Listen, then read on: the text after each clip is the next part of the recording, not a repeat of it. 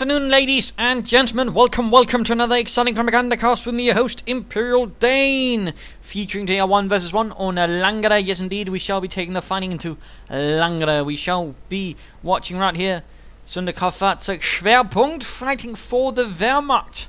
Rolling out for the 91st Luftlande Division. Opposing him shall be Piwavsky. Piwavsky taking on the fight for the 1st Infantry Division. This is going to be a bit of a fight, although it's also going to be a bit of a short one.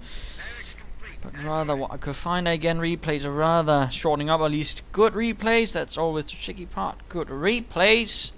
And more importantly, replays that are fun to actually watch, because I mean there's a difference between, again, I know always some people get sort of disappointed when they send in and, oh my god, it was such a great replay. Yes, you might have thought it felt great, but that doesn't mean necessarily it looks great. That's sort of always a difference, a vital one. And again, is always the case, just because for you it's great doesn't mean it's very exciting for others to watch, and that's always the sort of thing I have to be on the lookout for, what is actually fun to watch. Because they can't really share in your excitement. The viewers, neither can I. Either way, we're seeing a bit of an interesting move here from Schwerpunkt, sending a pioneer squad all the fire to the west. Interesting. Having up the full screen to connect, so fuel move right there from Schwerpunkt. In the meanwhile, Piwavsky with the 2 engineers start with the rifle following up, going for the more usual spread for the left and the right rifle following up the center. So far, so good. So far, though, at the same time, nothing that really stands out. No hyper-aggressive moves. No peculiar build orders. No nothing. Although right there we do see the fuel secure within the first 2 minutes, ensuring Piwavsky will be getting a bit... Schwerpunkt will be getting a bit there. Pioneers pushing up there. Munitions being secured there. Strategic point there. So far, all quiet. And there go the first engagement going on between the Pioneers and the Engineers on the far west. The Pioneers have pulled out into light cover, getting off a few good shots from the Engineers. The Engineers are pushing in now, but will the Pioneers have gained the advantage in this engagement? We do see the wooden cart assembly falling apart under the SAP machine gun fire. And looks like the Pioneers over here are going to get rushed by the Riflemen. And looks like the Pioneers did get 1 engineer, but ultimately they were too beaten up to actually win. And of course, Christmas should perhaps... Oh, never mind. Schwerpunkt's full screen has just finished and able to push in. MG42 holding up the center here. The Pioneers gets pushed off. Piwavsky, though, secures the fuel point right there. And the Engineers right here could end up getting shot in the back, or possibly in the face if they try to retreat past the full screen. Either way, shootings abound, and in this case, the engineers starting to get to feel it. Will Piwavsky react fast enough? And there we go, we do see the retreat. He probably should have stopped the full screen from moving right about here, so... And again, here's the thing. Troops are less accurate on the move, and sometimes, again, you usually want them to be a bit more accurate. For example, you're dealing with low health troops that could, be retreating as you move towards them. In this case, there really wasn't any much point for Schwerpunkt to move further past that point. And meanwhile, we do see Rifleman actually now pulling in, able to catch the full screens out here. Schwerpunkt is caught off guard. Nicely done there by Piwavsky, taking advantage of the fact that most full grenadiers on their own tend to lose in a 1 vs 1 fight with the Riflemen, although in this case they're doing alright, but that will usually quickly change unless they get a bit of good shots in. Although it looks like the squad is actually the one surviving, so they might have us. No, never mind. Already down to 3-4, and a second Rifleman squad moving in. There are more troops near. We do see the full screen squad moving in, going to pop into that house, gain a position of strength against Piwavsky's troops. At the same time, MD and mines going down for Piwavsky. At the same time, we're seeing MD42 opening up the Rifleman down here. Fighting is definitely tensing up a bit. We're seeing a 4th squad of Riflemen already on the way for Piwavsky. While the Pioneers and Engineers fighting, the Engineers are not doing too well this time around. Pioneers pushing in their Riflemen getting suppressed, but they might get the munitions, deny it to Schwerpunkt for some point. Engineers bringing up then the left side. Full grenadier down. Riflemen here are holding up quite well. They need more support, and there we go. We see another MD42 coming out for Piwavsky. And meanwhile, Pioneers and Engineers continuing to fight here, and the Engineers do get pushed off. Full grenadiers are forced to vacate the premises and quickly get in again. Just as the Riflemen get into the more broader side, they get exposed, getting off a few good shots there. MD42 opens up, quickly gets another. We do see a squad retreating, and the other squad gets caught out in another broadside from the house. Definitely nice done there by Schwerpunkt. Lord and Piwavsky, and then caught him out in the open, causing all of a sudden some severe casualties for Piwavsky's troops, causing quite a few men right there and causing him to retreat, although we do see him securing the fuel once more. He is definitely keeping up the pressure on Schwerpunkt. He's definitely taking away the vital resources from Schwerpunkt at the moment, doing so quite nicely. Troops reinforcing, and we are seeing an early BAR push within the first 5 minutes going in here from Piwavsky due to his excellent map control, and again the fact that he was able to sort of hit Schwerpunkt here and then. Schwerpunkt had a bit of trouble actually establishing what is known as a Schwerpunkt, that is a main focal point where he would want to, to focus most of his forces. Problem was he was much too spread out. There was no real area. He said, I want to secure this, I want those resources, this is to be my main fighting point. Instead, he had troops all over the place, and that rather actually gave Piwavsky the initial advantage. MD quickly turning out to stop this main assault, but we do see at the same time rifle squad right here. It needs more support, more support. We do see more full scores moving in. We're seeing Flame Fingers going for the full grenadiers. Ravner getting hit, and there we go, one squad retreat, but the MD needs to turn about, possibly even retreat. And there we go, we see a full retreat, full scores retreating, the other squad getting caught out in the open. Pioneers here not looking too good. And we're seeing another MD42 up there, full scores retreating from here. Looks like he's got 3 full scores and 2 MGs, a very heavy tier 1 going in there. From Schwerpunkt, a very formidable one, able to lay down a lot of firepower and can also be used aggressively if need be. Although, I mean, at the same time, with the BARs, Piwavsky does have quite the advantage offensively and defensively, as the Browning automatics considerably increase the firepower of his troops while both attacking and defending, so that is definitely going to be a problem for Schwerpunkt. He could try and go for Blitzkrieg and go for Blitz grenades to basically try and dig out any defending attempts here we might see from Piwavsky. Either that or some quick veterancy, or a quick, of course, the usual quick attempt at the armoured car rush here from Schwerpunkt could also save him, but again, I think Blitzkrieg and a good push might actually help him more out here. Plus, at the same time, he can then go for tier 2 and go for something a bit more stable, since I imagine Piwavsky could then very well be already preparing for an assault by armoured cars from Schwerpunkt. Troops are getting suppressed here by the MD42. Pioneers with flamethrowers up. MD here. We might see some attempts of sneaking up and burning out the MD crew there. Fulsker is pushing out from several angles. Troops getting suppressed. And there we go. Full MD push going in. And the MD42 is just packing up. That was definitely a poor move by Schwerpunkt. And we see the riflemen going to swarm it. Oh dear. This is not looking good for Schwerpunkt. That was... oh no. And there we go. A full-on assault succeeding quite well there for Piwavsky. Schwerpunkt moved the MD42 at the absolutely worst possible moment, and if only he had Blitzkrieg grenades, he might have been able to stop the assault. We do see MP40s going up, instead increasing his firepower a bit up close range. Bunker there's opening up on Piwavsky's troops there, quickly pulling away. They're seeing another MD42 up here, but at the same time exposing this bit of area. 91st Luftlande is definitely struggling at the moment. Rifleman here getting suppressed, getting shot down, taking heavy loss at the meantime. We do see mines going up there from Piwavsky, mining up, making it harder for the Germans to attack. We're actually seeing a full retreat from him, although we do see a trio set up, so that might be explaining it. Piwavsky basically saying, alright, I'll give ground, but I'll be back better and stronger than ever, you damn kraut. Plus, of course, he actually managed to get an MG42. And, of course, a fun fact in Company News 2, I mean, even if he is on the move and he dies... oh, nasty mine right there, almost wipes out an entire Volksgrenadier squad. Devastating blow right there to Schwerpunkt, but again, even now, if you lose an MG42 or a mortar for that matter on the retreat, they actually drop the weapon, whereas here the weapon is lost in Communist 2, and there's actually a considerably large chance that the weapon will be dropped and you can actually use it that way. So that in fact also forces you to be a bit more careful with your MGs and mortars, since now there's a much larger chance of actually handing it over to your opponent. And also for the arc means you actually have to keep them much closer to your other units, because again, you have a much higher chance you'll basically again end up handing over an MG42 to the opponent. We are seeing Schwerpunkt making a small advance. Bunker going up. Likely going to be a medic bunker. Not my favourite positioning. I prefer about here or here. That way you can actually protect it against, say, any artillery that if Piwavsky goes for it, in fact he has. Which means there's a likelihood of an off or on-map power, so in which case you want something to absorb some of the fire. Rifleman squad pushing in against the Volksgrenadier force, but we do see an MG42, so Schwerpunkt has got himself a second MG42, providing support. Kriegberg's up, and we also see a motor pool very quickly going up for Piwavsky. Within 10 minutes he's already gotten a motor pool up, plus of course the BAR, so really nice and aggressive, dominating play from Piwavsky so far. Artillery going in though immediately, and we need Schwerpunkt, get your troops out of there. Enemy unit. And a Pioneer squad went down. Volksgrenadiers took some nasty losses.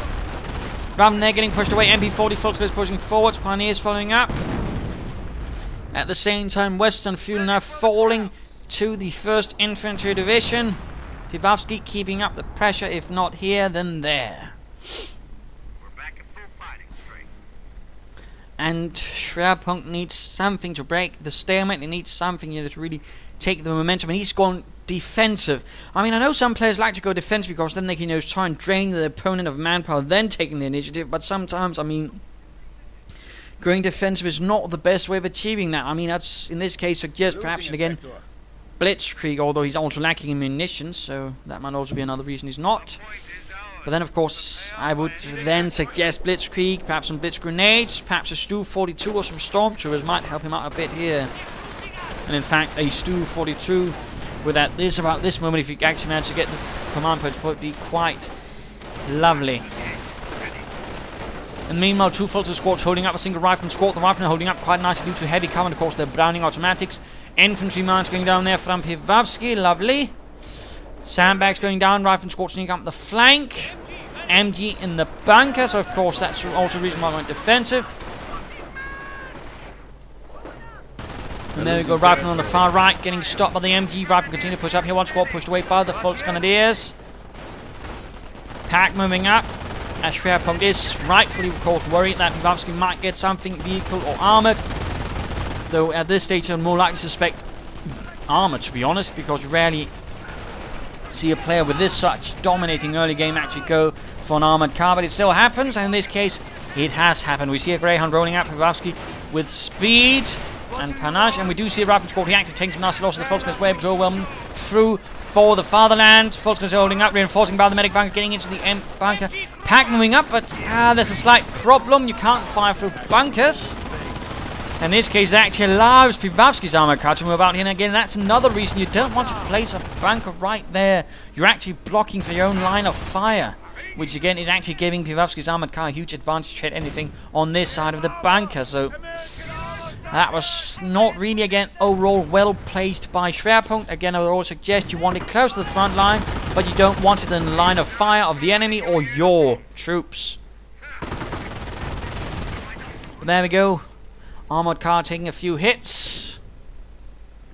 Yosko shooting back to base. Few point quickly falling into his hands. We do see some slight return here, some progress going on for Schwerpunkt. Troops enforcing. Grenadier squad up, and Kriegberg, the Kampfkraft now also going up. So some veterans on the way for the infantry of Schwerpunkt. Victory point in the center being secured. Piwavsky really getting ready for an all-out attack. Lots of riflemen with Browning automatics, other fun stuff, and the medic bank almost ready to form a full grenadier squad. So this should prove to be interesting. There's also BAR left behind here, which could be secured by some of Schwerpunkt's troops. Grenadiers pushing up forward. MG42 sending up, starting one part of the assault. Minor flanking party going to send over there, although actually considerable since it's two of the squad's riflemen. Grenadiers could try and get off a grenade, a granate. Getting into the building over there, getting a dominating position about the German troops there. Nicely done. Engineers are getting murdered. Riflemen pushed away, but at the same time, again, we have an assault going up here. Armor car to support that advance. Lovely job. Veterans on the way for the infantry. That's also good.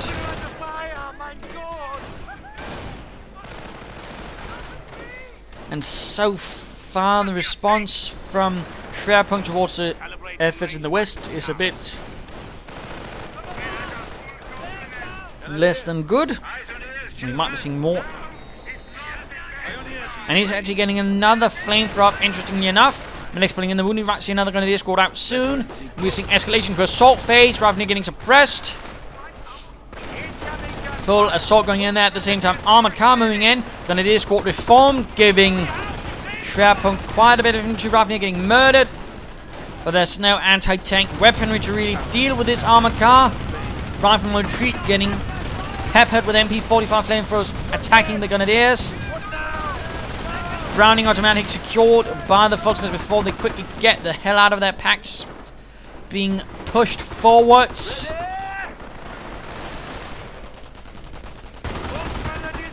Fighting definitely tensing up, and Piwavsky just keeps on pushing, hitting every flank. Every weak spot he finds, he attacks. Ravnir taking some nasty losses from the Volksgrenadiers and the Grenadiers. More Grenadiers up, and artillery going in directly towards the medic bunker.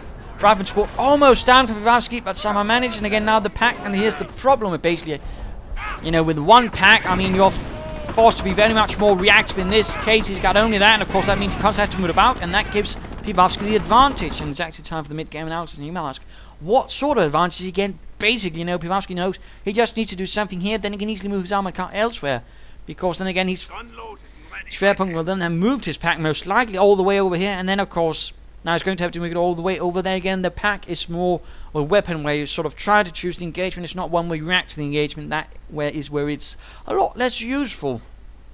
I mean, with the pack you have to actually plan ahead how you sort of imagine your defense is going to be and hope it happens. I mean, it's not very good as a reactive weapon. It's simply too slow, too cumbersome, and that's rather what's hurting Schwerpunkt at the moment. That and of course the lack of panzer strikes, which could perhaps have helped a bit against the armoured car, but again, it's not quite happening. Also, but let's go on to the actual analysis. What Schwerpunkt needs to do is push up. He needs to, I think, send up something to harass here.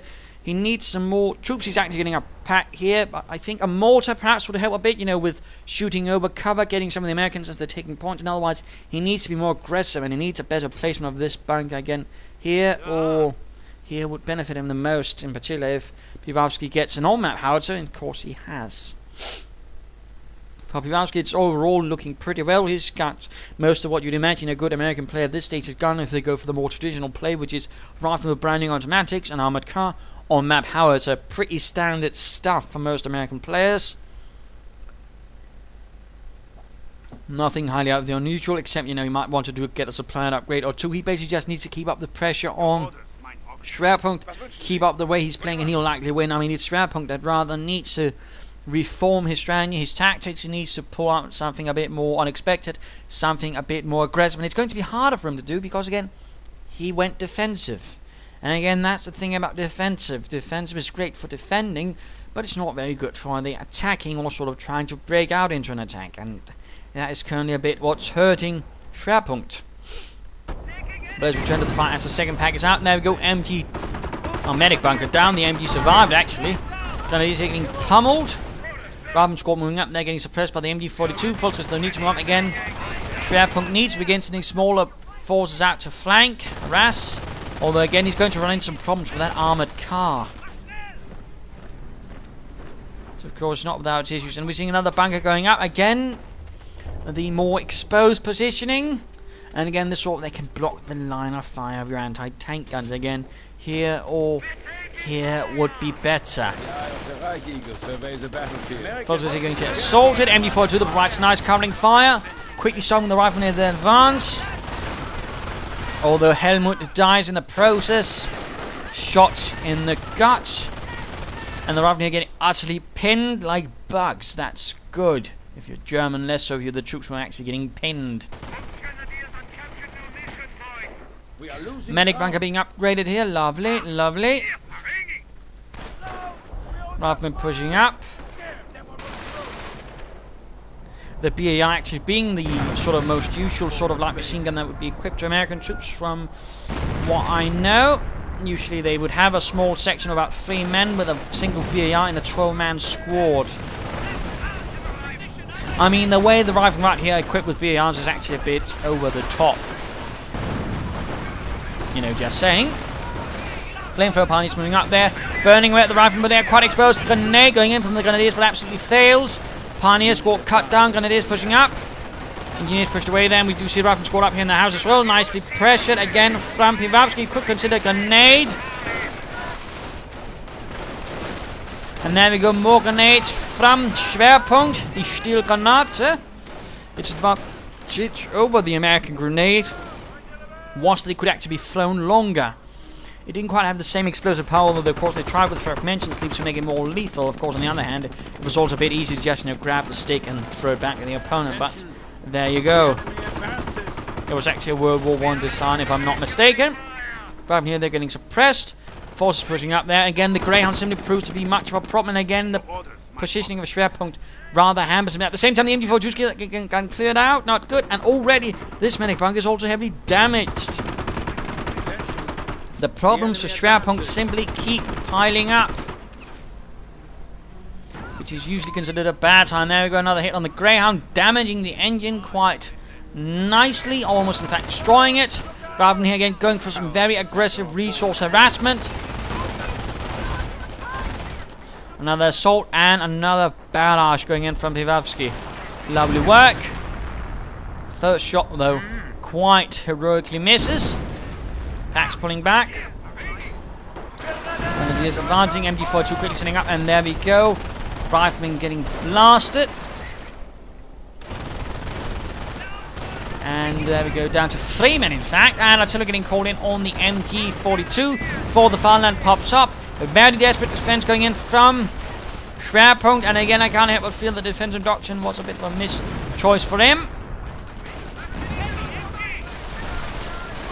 And the lack of veterans too for his infantry is definitely not helping him much either, since it's rather ensuring his grenadiers will be lacking some of that fervor that might help them against rather than the Browning automatics. Ravnier, though, getting absolutely shredded by the MP40s, although we do now see pineapple grenades out for... Oh! Gott im Himmel! The MP40 full grenades were absolutely wiped out. That's definitely a blow. And of course the medic bunkers down. The number 2 again, not the best placement. Again, here is actually better because again the Bocage absorbs artillery. I mean, generally when it comes to, you know, placing bunkers or medic stations, you usually want them again close to the front line against something blocking so the enemy can't get dragged to them with either, you know, troops directly or on map artillery. For example, if behind a building is also a good position.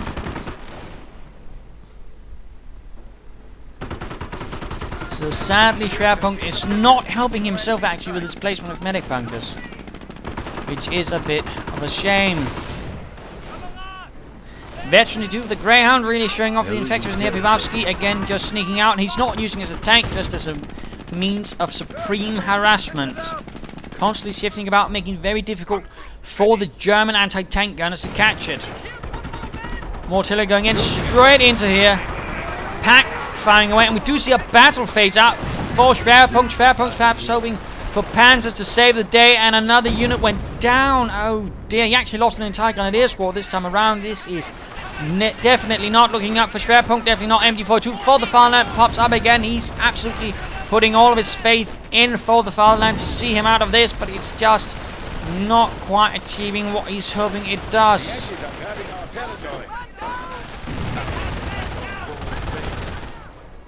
And again, his defensive posture is, I think, rather what sabotaging. And it can happen with some players as soon as they go for the defensive doctrine, they also have to, you know, go for a much more defensive playstyle, which actually ends up hampering them.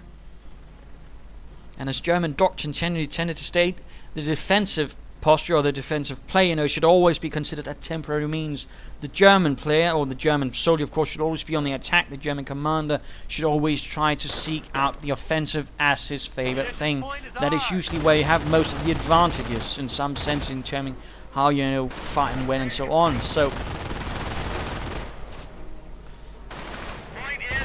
and of course, it's also why the best players also tend to be the aggressive players in companies, because again, the aggressive is the best method.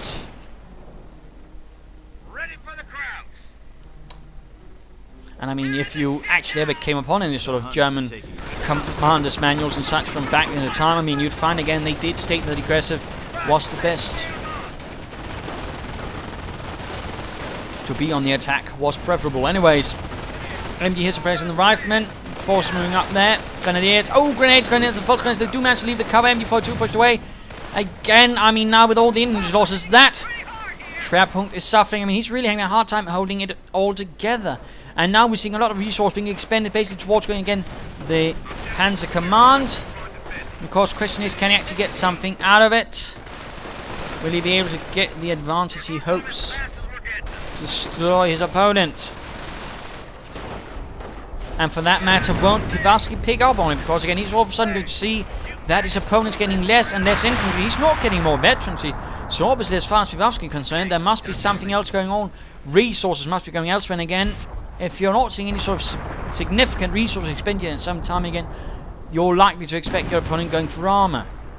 Again, that's the same reason. If you don't aim for, as when you're playing against Americans, if you don't within a certain amount of time see BARs, expect armored cars. If you don't within a certain amount of time see armored cars, after that either expect Shermans or tank destroyers. I mean, that's basically how it goes. The longer your opponent's holding back in terms of expending his resources, most likely, the more likely he's going for something bigger. And there we go. We see an Austrian Flak Panzer again. Not a huge fan of that.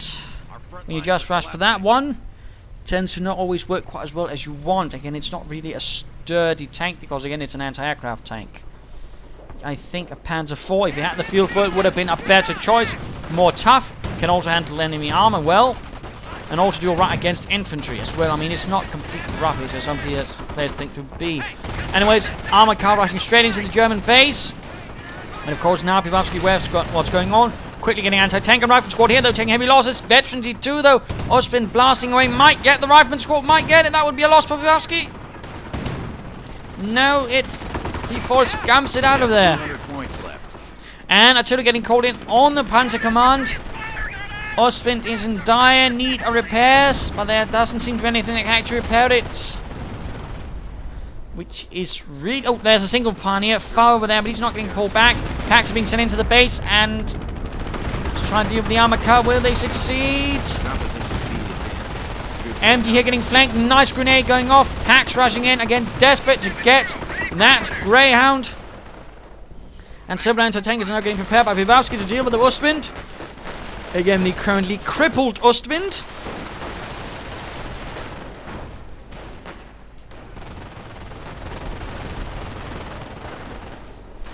Although the Panzer Command is actually still standing. And there we go, the Pioneer, who could have repaired it, is dead. Rather feels like Schwerpunkt here is simply breaking under the pressure that Piwavsky is continually applying to him. He can't manage it anymore, and he's making more and more odd decisions. He's getting more desperate to try and do something.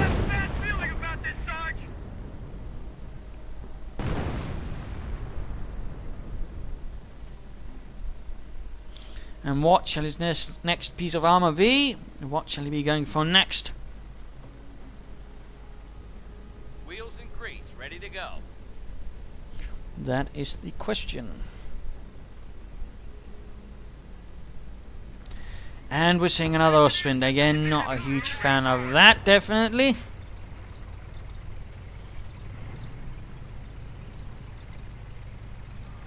I've seen enough killing to last me 10 lifetimes. They got armor! So again, Schwerpunkt seems to all of a sudden be relying on something he hopes can give his victory, but again tends to be a rather weak sort of unit in terms of armor.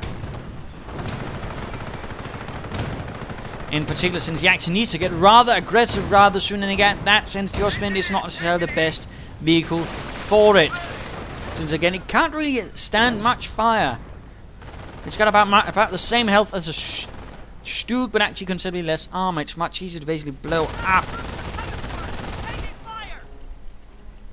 And that, since the Panzer IV only fought a few more, you know, you get a gun that can handle armor and infantry alright. But you also get considerably more health, meaning it's a lot more likely to survive anti-tank gunfire, for example.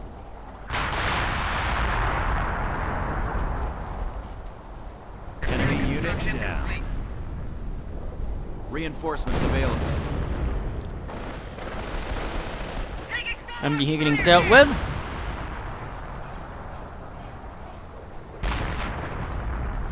Looks like he's going to try and flank with an Ostwind. That's a nice move. The question is, will it pay off? Apparently he's not. We're losing them as fast as we're getting them. And again, the sort of losses that Schwerpunkt has suffered is making it very difficult for him to hold the map or protect his force in any manner. And there we go, we actually see the Ostwind pushing in there. Nope. He's actually sending in the pack, interestingly enough. Using to actually, I think, spot for his troops. That's a interesting gesture. Ostwind now actually moving in. But at the same time coming under fire. There we go, the other Ostwind gets straight in front of the two anti-tank guns. Hits a mine. Oh no! And again, note how quickly it simply takes damage. They are not sturdy tanks. Already one down. He manages to clear out the anti-tank, but it only takes a sticky bomb or so more to get them out. Greyhound flanking in their positions. It's absolute carnage. And apparently Schwerpunkt sadly seems to be trying to absolve him of any responsibility, but sadly again he rather went for the wrong things, I think. I mean, it was again rather a good example of, I think, also why a lot of players are now actually abandoning defensive doctrine. It's not really good unless you actually have a decent part of the map and need to hold it. The problem was, what Schwerpunkt needed to do earlier was actually attack, so he needed something like Terror or Blitzkrieg to push out for him. But that didn't quite happen. And again, in that sense, he then ended up fighting a much greater uphill fight, giving Piwavsky the greater advantage, which again was sad, particularly because again he'd chosen such a force that was much more aggressive in posture. Had he again, I think, gone for the Blitzkrieg, thrown in some Blitzkrieg grenades here and there, I think he could actually have done a lot more against Piwavsky, forced him back and actually made some good advances. Plus, I think he also should basically just, I think another problem was he basically tried to hold too much. He was too thinly spread, which again also made it very easy for Piwavsky to push in and do some damage. At the very least, he probably also should have augmented it with a bike or Schwimmwagen to keep a better eye out for what Piwavsky might be doing in that terms in sense of flank and such. But neither things rather happened again. They'd rather made it much easier for Piwavsky to sneak in forces here and there, and this was definitely a triumph for Piwavsky's infantry attacks. Good use of the BARs, ending up with grenades, artillery and all that. So again, consider those things while you're playing the Wehrmacht, consider those things while you're playing the Americans. And again, stuff like medic bunker placement actually matters a lot. It might not seem like, oh, well, I just need to place it, somewhere. No, again, consider what sort of things might actually happen to it, and for that matter, troops that are around it. So, there you go. I hope you enjoyed this match. I hope you learned something from it. If you did, why not subscribe, tell your friends. If you didn't, well, why not send a replay of your own. This is Imperial Dane saying cheers, and feel free to follow me on Facebook or Twitter. Links are in the description.